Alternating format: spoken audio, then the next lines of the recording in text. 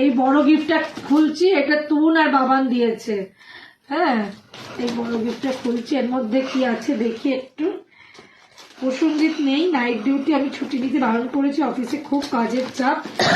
এবারে যেহেতু আমরা কিছু করবো না মানে কেক টেক গুলো কাটবো না, বাড়িতে যেরকম আমাদের প্রত্যেক জন্মদিনই আমরা রাত্রি 12টাতে করি, সেলিব্রেট করি। এটা তোমরা তো আমার বন্ধুরা জানোই।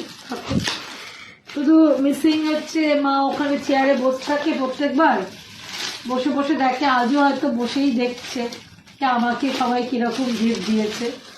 হ্যাঁ, এটা কি আছে আমি একটু খুলে দেখি। এই তোরা এত সুন্দর করে প্যাকিং করেছি, প্যাকিংটা আমি খারাপ করে দিলাম। ওরে না, কি সুন্দর ফটো ফ্রেম! ওরে বাবা, কি সুন্দর!